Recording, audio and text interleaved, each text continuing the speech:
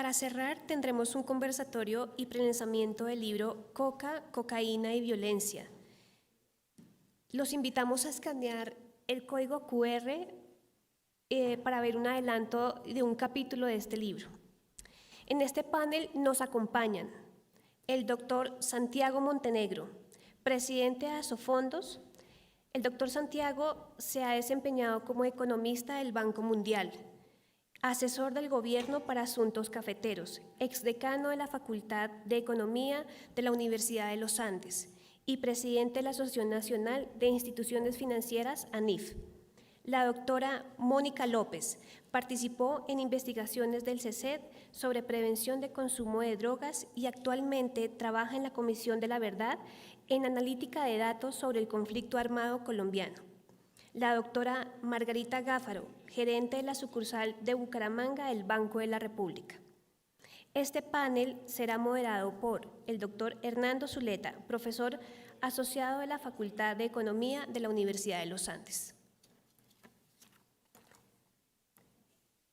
Finalmente, tendremos las palabras del doctor Alejandro Gaviria, ex rector de la Universidad de los Andes y exdecano de la Facultad de Economía.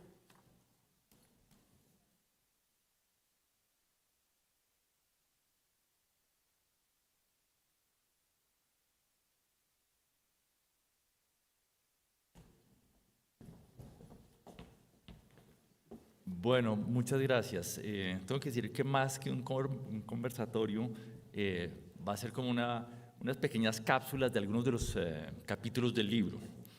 Déjenme contarles rápidamente un poco sobre el origen del libro. Lo primero que hay que señalar es que, como decía Ana María hace un rato, la mayoría de los capítulos fueron escritos por estudiantes. Son tesis de maestría e incluso hay tesis de pregrado entre los capítulos del libro. Surge en un contexto, digamos, en el que el conjunto de individuos que estudian problemas sobre drogas está lleno de optimismo con respecto a las posibilidades que ofrecía el acuerdo de paz, pero también en un contexto donde crecen los cultivos de coca dramáticamente. Y en ese contexto surgen una cantidad de preguntas. La primera es, ¿qué tan importante era esto? ¿Qué tan importante son los cultivos de coca en términos de poder económico, en términos de generación de violencia, en términos de control territorial?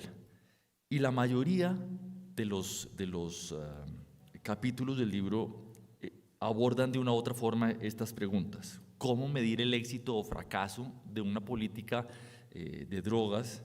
¿Cómo establecer metas adecuadas? Por supuesto, hay una cantidad de preguntas que quedan abiertas. Posterior al cierre del libro han aparecido estudios fabulosos que han debido ser parte del libro. Por ejemplo, en un estudio reciente hemos aprendido que la jornada escolar única tiene efectos de reducción de cultivos y efectos de reducción de trabajo infantil en zonas de cultivos. En fin, los invito entonces primero a oír a estos 3 capítulos y posteriormente a consultar el libro. Adelante, Santiago.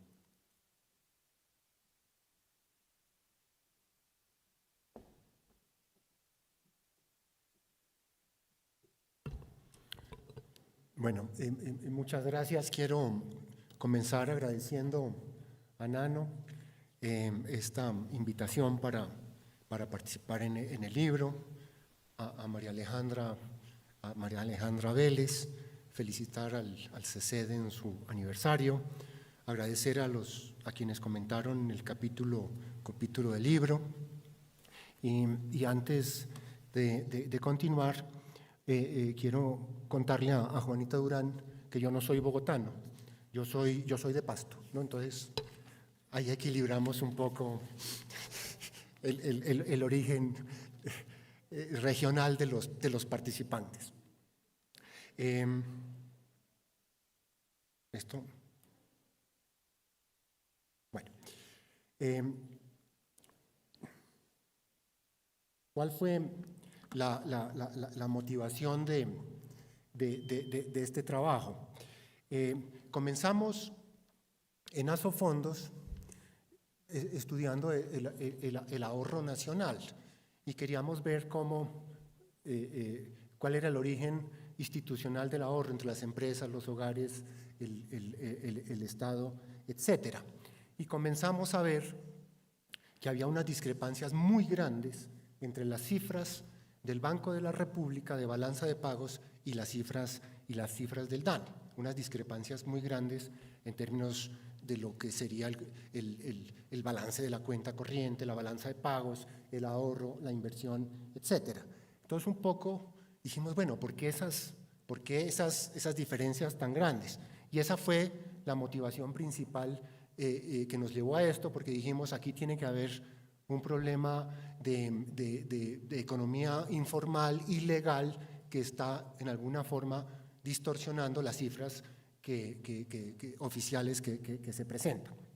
Así comenzamos este trabajo, que también fue realizado por Jorge Llano y por Diana Ibáñez, que nos acompaña acá en el auditorio, ¿no? Entonces, un poco, quiero enfatizar que estudiar con mucho cuidado este tema es muy importante porque la economía ilegal en general y en particular la del narcotráfico distorsiona enormemente las cuentas macroeconómicas del país.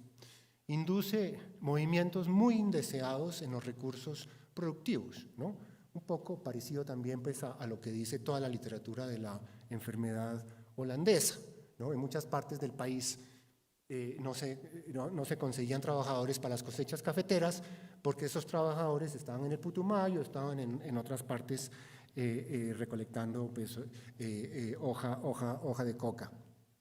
Algo que no se ha estudiado bien, se exporta mucho clorhidrato de cocaína, ¿no? Y eso tiene una contraparte en importaciones, o sea, en contrabando. Y esto viene desde hace muchísimo tiempo, ¿no? Podría extenderme un poco acá, pero los sanandresitos que existen en Colombia desde hace mucho tiempo tienen como fuente, digamos, es una contrapartida a esas exportaciones que ha tenido el país de coca y de marihuana. Por supuesto, eso es una amenaza a la seguridad del país. Financia a los grupos armados ilegales. Lo ha hecho desde hace muchísimo tiempo, ¿no?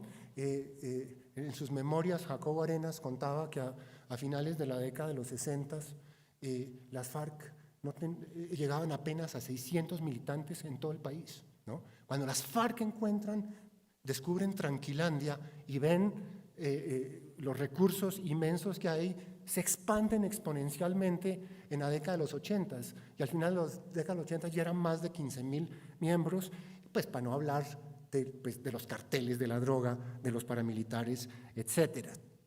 Pero lo sabemos, y lo sabemos muy bien, que el narcotráfico corrompe las campañas políticas, corrompe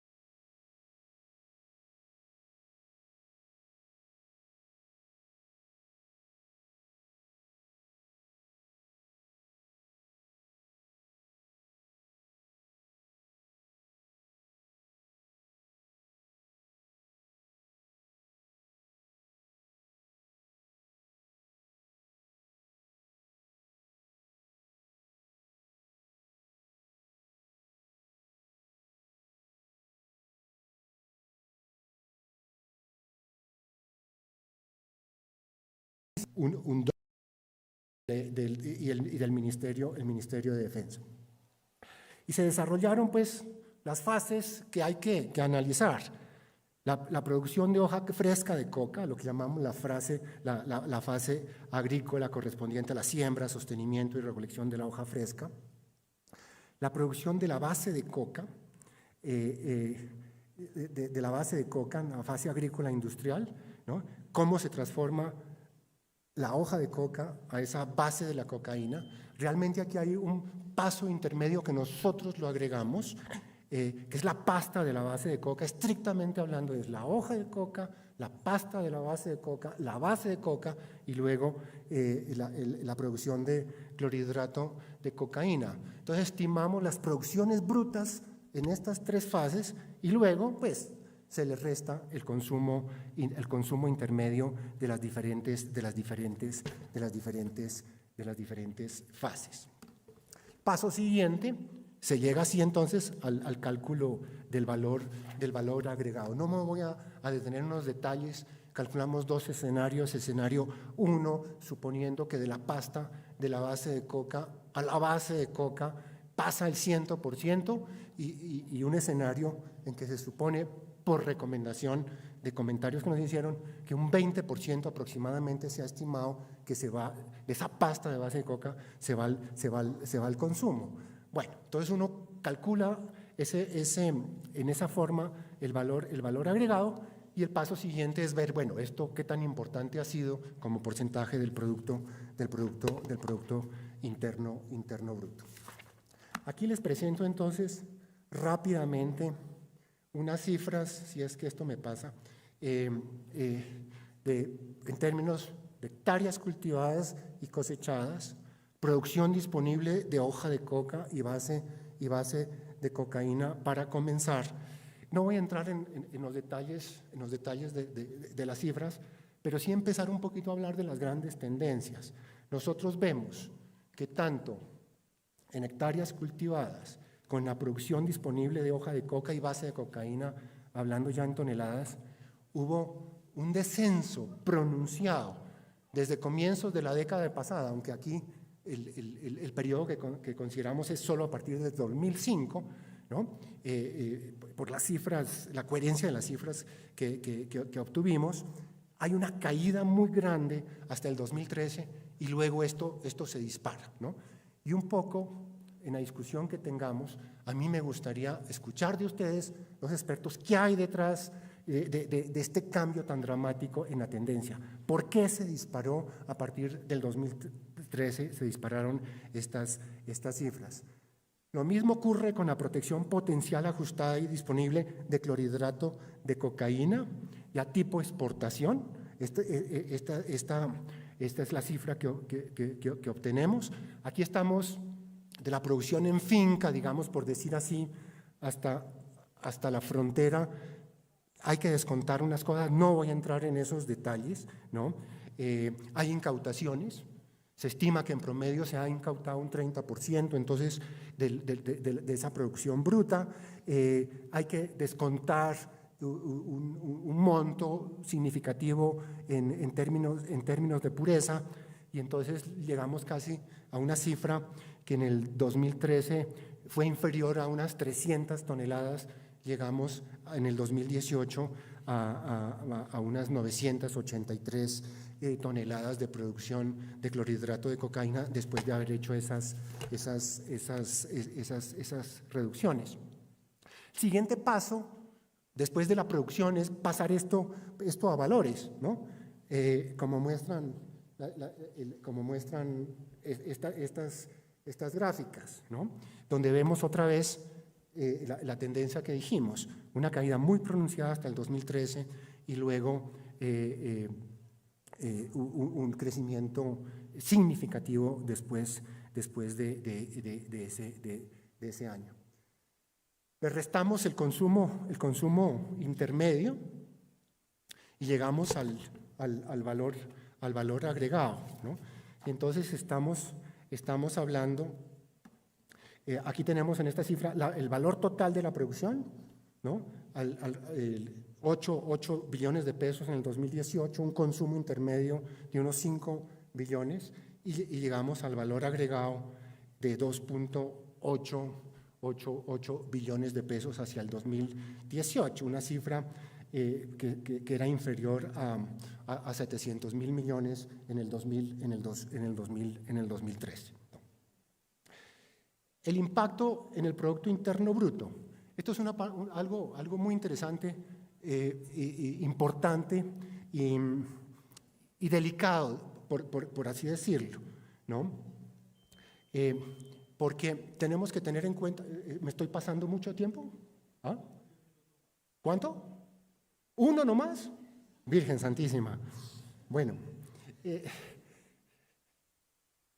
un poco lo que quiere decir esta gráfica es, el precio de producción, digamos, en finca, por decir así, de 1 kilogramo de cocaína en el 2018 era 5 millones.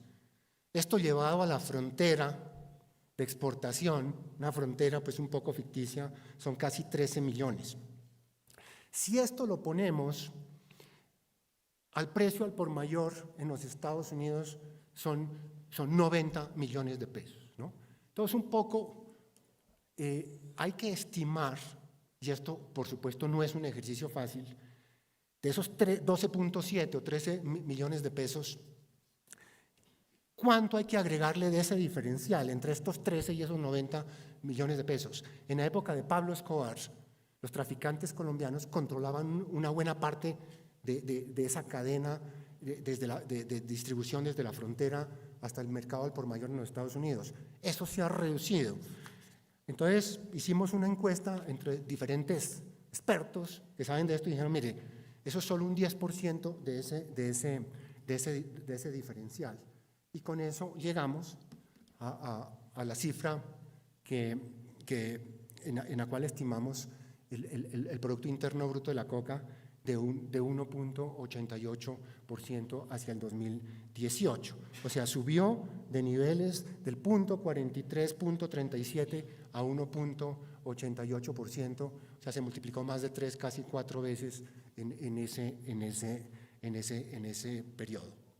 Concluyo, y aquí sí me tomo el minutico, Hernando, con lo siguiente, ¿no? Con estas conclusiones. Esta cifra pues es muy preocupante, ¿no? Por las razones que dije al comienzo. El promedio entre el 2011 y el 14 era 0.6 del PIB y ahora estamos hablando casi 2 puntos del PIB. Si no se dieran esas incautaciones de un 30%, pues esto sería muchísimo más grande, ¿no? Pero lo que es realmente preocupante, y es algo que tenemos que discutir, es qué pasó. ¿Por qué se revirtió esa tendencia? Ese esfuerzo tan grande que hicimos desde comienzos del siglo, reduciendo las áreas de coca, las exportaciones, la producción y exportaciones de clorhidrato de cocaína, se revirtieron y al país está entrando otra vez mucha plata ilícita. ¿Ustedes saben cuánto es el PIB del café? 0.8% del PIB del café. O sea, estamos hablando más del doble del PIB de la coca que el café. Y como dije al comienzo, esta actividad pues distorsiona las cifras macroeconómicas, induce movimientos indeseados de recursos, destruye el medio ambiente y por supuesto financia a grupos armados ilegales, corrompe la justicia, corrompe los procesos electorales y por eso pues como país necesitamos ver qué hacemos con esto, necesitamos un gran acuerdo nacional para, si no erradicar completamente, sí disminuir significativamente esta actividad ilícita que tenemos en el país. Muchas gracias.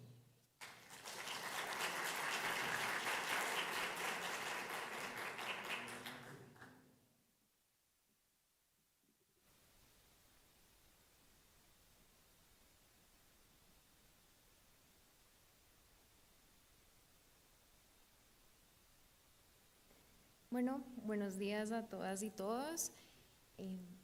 Primero, felicitar al CECET por sus 10 años. Para mí fue un honor haber sido parte de este gran equipo en las investigaciones.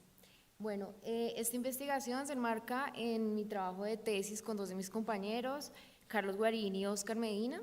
Voy a mostrarles hoy cómo el proceso de paz con las FARC implicó un aumento del cultivo de hoja de coca. Bueno, el proceso de paz con las FARC termina con un conflicto armado de más de 50 años, donde las FARC utilizaron el negocio de la cocaína como una fuente de ingresos. Y lo que nosotros observamos en un análisis exploratorio es que en los municipios donde hubo presencia permanente de las FARC en el periodo de las negociaciones de 2012 a 2016 hubo un aumento de casi 3 veces el área cultivada con hoja de coca. ¿Qué hemos encontrado en la literatura? Que el tráfico de drogas ilícitas fortalece a los grupos ilegales, dificultando que el Estado conserve el monopolio de la fuerza, lo cual motiva también a esos grupos armados a no hacer negociaciones de paz. Pero por otro lado, vemos que también el tráfico de la droga facilitaría las negociaciones para que ellos puedan llegar a una serie de consensos políticos y jurídicos en medio de esas negociaciones. Hay una asociación entre los cultivos de coca y la presencia de las FARC, pues como lo venimos diciendo, es una fuente de ingresos para este grupo armado. Hemos visto también como una estrategia no solamente económica, sino también de control territorial. Bueno, en estas zonas que son afectadas por el cultivo, son zonas que también son vulnerables en temas de violencia, de informalidad, de desplazamiento y concentración de la tierra. Como hemos venido hablando toda la mañana acerca de algunas políticas antidrogas que realmente no han funcionado, se habló de la aspersión con glifosato, que realmente es muy costosa, además de acarrear muchos problemas de salud pública y también ambientales. El tema de la erradicación forzada tampoco ha funcionado. Los cultivadores recurren al soqueo y el replante como forma para mitigar la erradicación forzada. No, lo que se ha visto, las interdicciones, digamos que sí han funcionado en alguna medida y la destrucción del laboratorio, ya que digamos que afectan directamente el monopsonio de la producción que es controlada por los grupos armados. Bueno, digamos que lo que sí funciona, lo que sí se ha visto, lo que sí se debería usar como una estrategia son aquellas políticas que digamos que agrupen ciertos proyectos de desarrollo alternativo como una forma de otros cultivos que sean legales, pero que también garanticen ciertas medidas de seguridad hacia los cultivadores. Estamos viendo en este momento grandes problemas de seguridad, de violencia en aquellos territorios que siguen siendo afectados por el cultivo. Bueno, entrando ya al acuerdo, a los diálogos de paz, en 2012 se establecieron algunas ayudas contempladas para esos territorios afectados con la siembra de coca. Vemos programas de sustitución y planes integrados, planes que estaban priorizados a ciertos municipios que estaban afectados con esa problemática. Se contemplaron ayudas a la población en programas sociales y también ayudas al territorio, temas de inversión en infraestructura social, temas de inversión en vías terciarias, temas de formalización de la tierra, todas estas ayudas, digamos que encaminadas a disminuir también los costos de producción de actividades que sean legales, actividades agrícolas legales. Bueno, para encontrar el efecto de los diálogos de paz con las FARC sobre el aumento del cultivo de hoja de coca, nosotros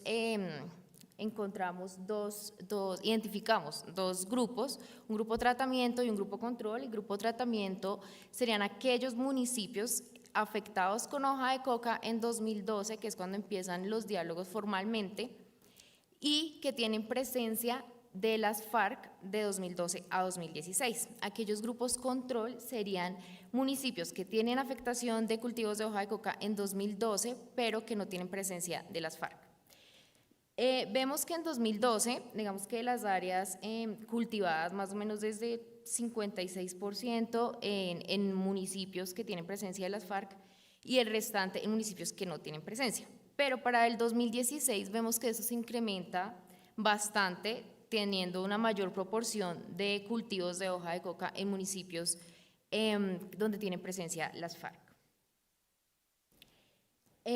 Los resultados de esta investigación muestran que, bueno, después de incluir algunas variables de control, que son las políticas de control de la oferta de drogas como la erradicación, la aspersión aérea en los años que se pudo incluir, y las incautaciones y la destrucción de laboratorios, vemos que hay un efecto desde el año 2016, no encontramos ningún efecto en los años anteriores, de 2013 a 2015, pero sí hay un efecto en los municipios que tienen presencia de las FARC en el año 2016 de 604 hectáreas en promedio por municipio y en 2017 de 1.033 hectáreas. Recordemos que ya en 2017 las FARC no se constituyen como un grupo armado, sin embargo, estamos revisando estos resultados en aquellos municipios que tuvieron presencia de las FARC. Entonces, en 2017 vemos que sigue en aumento, el efecto es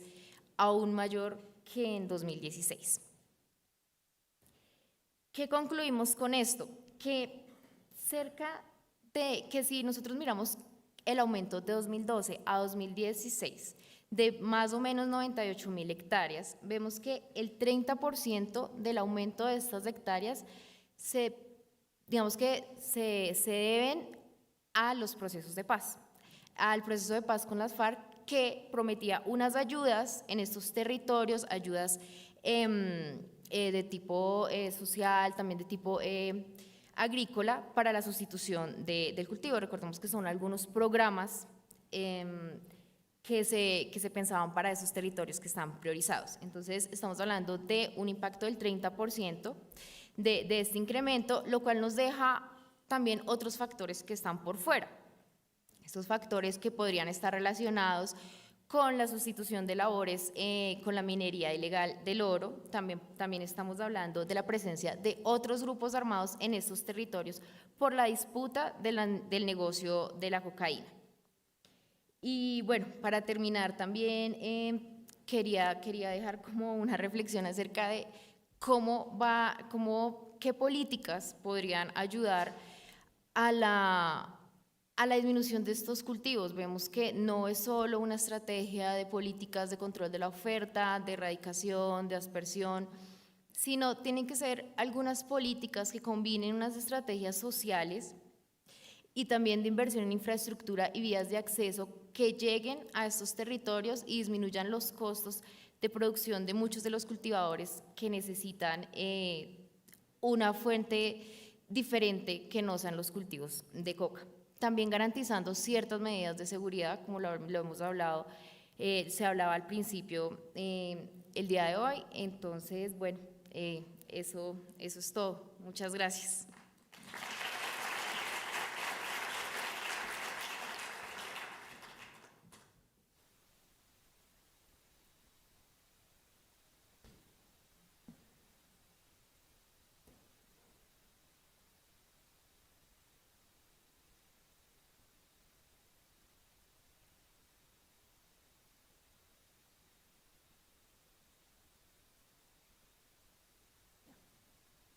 Bueno, muy buenos días para todos. Muchas gracias por la invitación y felicitaciones al CECET en sus 10 años. Ya se fue Juanita, pero yo quería hacerle eco al comentario que ella hizo de que acá estamos en Bogotá, todos los mismos bogotanos hablando de lo mismo, leyendo los mismos libros y con las mismas percepciones. Yo soy de Bogotá, pero llevo muchos años, bueno, no sé si muchos, pero ya llevo algunos años fuera de Bogotá y realmente sí se siente la diferencia en cómo perciben fuera de Bogotá el problema de la seguridad, las personas y las soluciones frente a esos problemas de seguridad. Entonces, esa invitación que nos hacía ella de pronto a ampliar el espectro de las personas con las que dialogamos estos temas me parece que es bastante valioso. Hoy les voy a contar sobre un capítulo que preparamos con Nicolás de Roo, que está acá sentado en el auditorio, y 3 personas que en el momento en el que escribimos este capítulo trabajaban en el Banco Agrario: Moisés Maecha, Guillermo Otero y Andrea Parejo. La motivación para este trabajo surge de la necesidad que enfrentan los programas de sustitución de cultivos de identificar cultivos y en general actividades económicas que pueden representar una fuente de ingresos viable para los hogares que se acogen a estos programas de sustitución. Idealmente, esta identificación de cultivos pasaría por tener información de rentabilidades potenciales de las distintas actividades que se podrían implementar en las distintas zonas con coca del país. Sin embargo, esta información por lo general no se encuentra disponible y es aún más difícil encontrar este tipo de información para los municipios con coca que se encuentran alejados de las grandes ciudades del país y para los cuales existe muy poca información disponible. Entonces, lo que proponemos en este capítulo es aprovechar la disponibilidad de información de los créditos del Banco Agrario para construir indicadores que podrían dar información sobre la rentabilidad potencial de algunos cultivos en los distintos municipios con coca del país. En particular, lo que hacemos es tomar información de desembolsos y de morosidad en la cartera, construir a partir de esta información indicadores que vamos a argumentar son buenas proxies de rentabilidad de los distintos cultivos en los municipios con coca del país. Esta medida va a ser válida y vamos a argumentar, y más adelante voy a hablar un poco más de eso, de que hay razones para pensar que las colocaciones y la morosidad en la cartera están correlacionadas con la rentabilidad de los cultivos. No solo hay evidencia empírica que demuestra que ese es el caso, sino también vemos en los datos que hay indicios para pensar que esta correlación existe y que es una correlación fuerte. Por otro lado, el uso de la información del Banco Agrario tiene una ventaja muy importante y es su amplia cobertura geográfica. Uno podría construir indicadores de este tipo para los 1.039 municipios en los que hay presencia del Banco Agrario. En muchos municipios del país, yo creo que ustedes saben, la presencia del Banco Agrario es de las pocas presencias institucionales que hay, entonces aprovechar la información que se recoge de la actividad del Banco Agrario en estos municipios es bastante valiosa para orientar decisiones de política y ese es parte del argumento que queremos hacer en este capítulo. Por otro lado, esta información al provenir de los registros administrativos del Banco Agrario pues tiene un nivel importante de oportunidad, se tiene información disponible con un nivel muy bajo de rezago que puede informar sobre la coyuntura económica en los municipios en cultivos específicos y puede ayudar a unas decisiones de política más oportuna. Les cuento un poco sobre la muestra de municipios con los que trabajamos. Esto fue algo que hicimos en 2019. Entonces trabajamos con los municipios que se habían identificado a 2017 como municipios con coca. Ya Santiago nos presentó algunas cifras, pero en 2017 encontrábamos 171.495 hectáreas en 189 municipios del país. Estos municipios son en general municipios con unas condiciones de vulnerabilidad bastante altas. Tenemos en promedio unos índices de pobreza multidimensional de cerca del 54%, unas altas tasas de inasistencia escolar. Entonces, cuando buscamos estos municipios en la información del Censo Nacional Agropecuario, encontramos que en promedio, un 21% de los niños en edad escolar que habitan en UPAs dentro de los municipios con coca no asisten al colegio.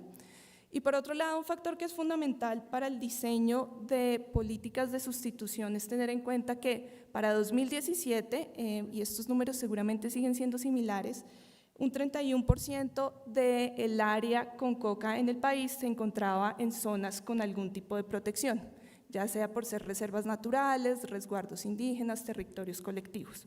Entonces, las decisiones que se tomen de implementación o de fomento de actividades agrícolas o actividades económicas en general, pues es fundamental que tengan en cuenta este tipo de condiciones de la tierra en la que se encuentra sembrada la coca. Les cuento ahora sobre el indicador que proponemos. Tomamos información del Banco Agrario entre 2014 y 2019 y en particular tomamos tres variables que están disponibles en las bases de datos del Banco Agrario. La primera son indicadores de morosidad que se pueden construir a nivel de cultivo, municipio y mes durante todo este periodo de tiempo. La segunda son el número de colocaciones también por cultivo, municipio y mes. Y complementamos esta información con calificaciones sectoriales que se calculan en el banco a nivel de cultivo y mes. Lo primero que hacemos para deshacernos de la dimensión temporal de los datos y tener solamente una medida a nivel de municipio y cultivo es simplemente sacar promedios de estas variables a lo largo de todo el periodo para el que tenemos información y después de unas transformaciones muy sencillas que le hacemos a la información, construimos un índice, que es el que vamos a argumentar es una buena proxy de la rentabilidad potencial de los distintos cultivos en los municipios del país.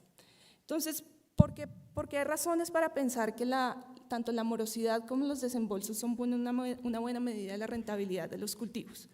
Por un lado, la morosidad refleja la capacidad de pago de los productores y esa capacidad de pago pues, va a estar correlacionada con la rentabilidad de los proyectos productivos que los productores llevan a cabo.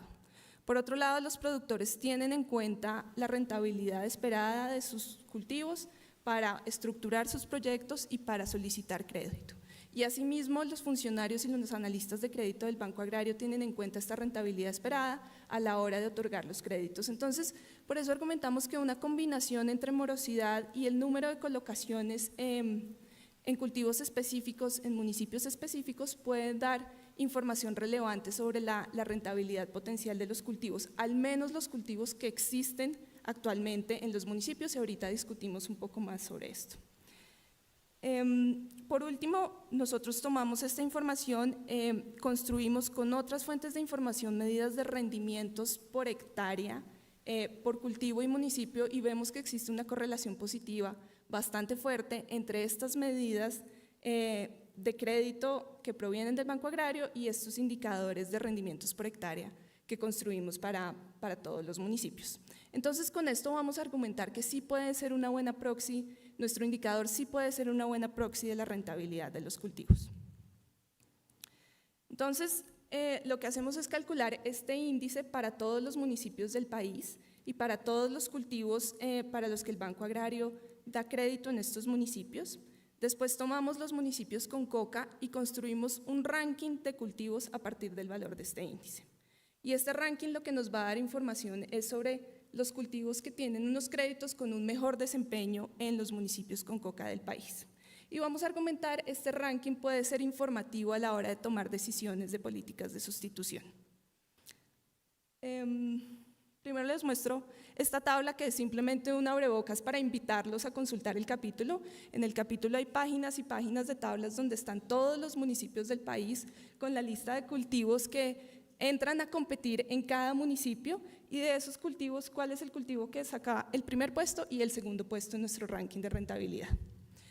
Y eso resumido se ve así. Entonces, en este mapa, una cosa que no les mencioné es que en algunos casos también hacemos el ejercicio de juntar con la información, juntar nuestro índice con la información de la UPRA de aptitud. Entonces, la combinación entre desempeño de los créditos y las medidas de aptitud de los suelos para ciertos cultivos nos pueden dar una información mucho más precisa de potenciales cultivos que tenga sentido utilizar como una estrategia de desarrollo alternativo.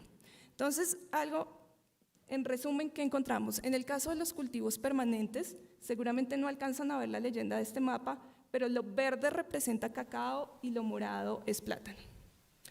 Entonces, seguramente esto no es sorpresa para ustedes, el cacao tal vez ha sido el producto insignia de los programas de sustitución de cultivos y parece ser una buena idea, parece que funciona.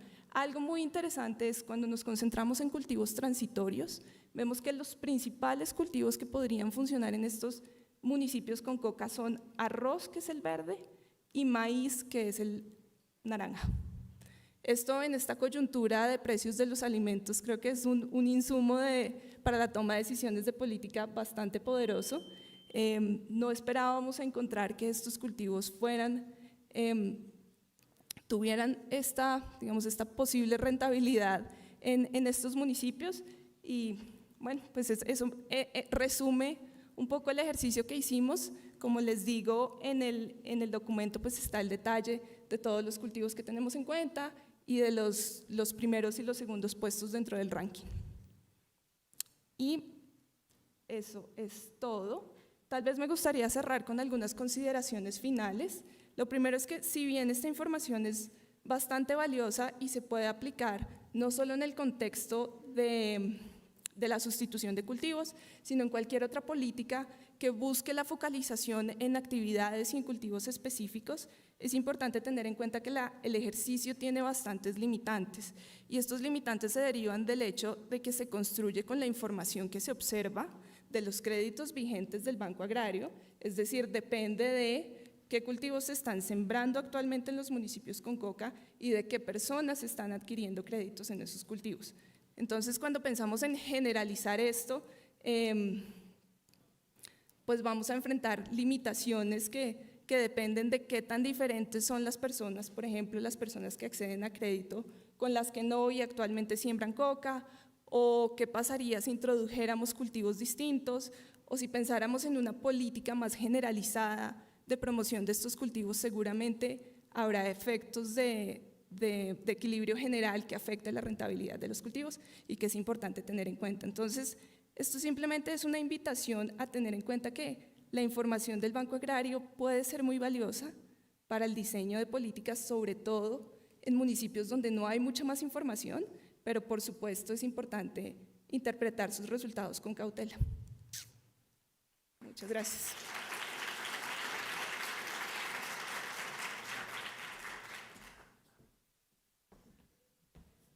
Bueno, muy brevemente cierro, no tenemos mucho tiempo.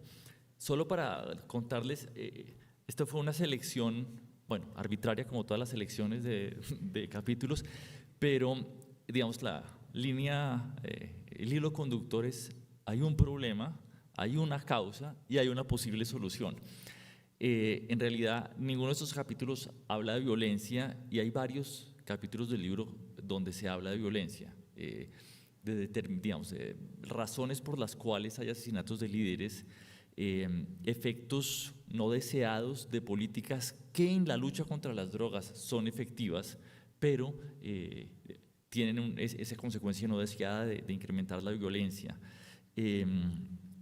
Artículos sobre el efecto globo, sobre cómo anticipar el movimiento de los cultivos entre municipios cuando hay políticas que son efectivas en municipios específicos. En fin, pues muchas gracias a las autoras y al autor por la presentación, y le doy la palabra a Alejandro Gaviria para el cierre. Gracias.